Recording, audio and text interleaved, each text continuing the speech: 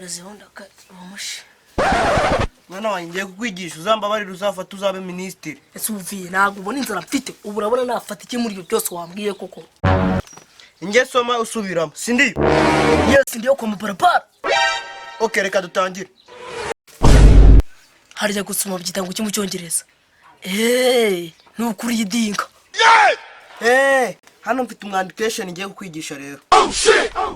Systematic list. Repeat again.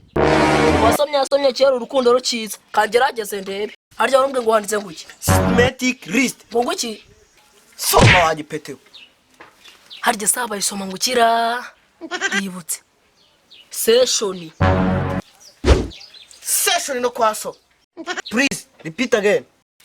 Systematic session.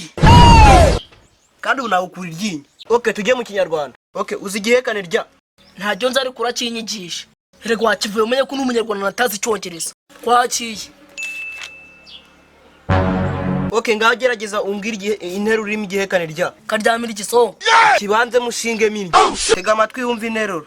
Haranditse ngo abana barya boro harimo igihekane rya.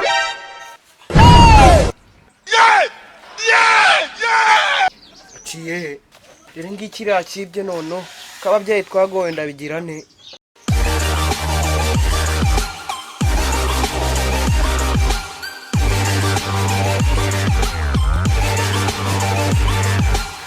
Wachana wasaza ibyo bintu bikuye. Salama vie wibuke ko haranditse ngo abana barya boro harimo igihekane rya. Mve kurya boro sushona. Ndakuvuna umugongo noneho. Abana bari abakera abubu ni ibirumbu. Reba nk'iki kirananiye. Ntacyo cyamburanye. Ako nogo nabura byose reka nkivuna umugongo. Narakibyariye. Kandi wacyana urandumbi. Nimbe nawe ndakurumbiye kose utandumbiye kandi urifiye waje. Kanze nkwereka kuno bahana ibyano nkamwe byananiye ababyeyi. Ndapfuye noneho arakorekanirwa no nk'umusana.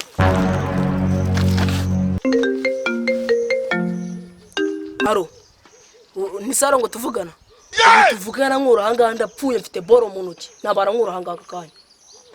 Cyane ndakica n'ubuye nakamaro gifite.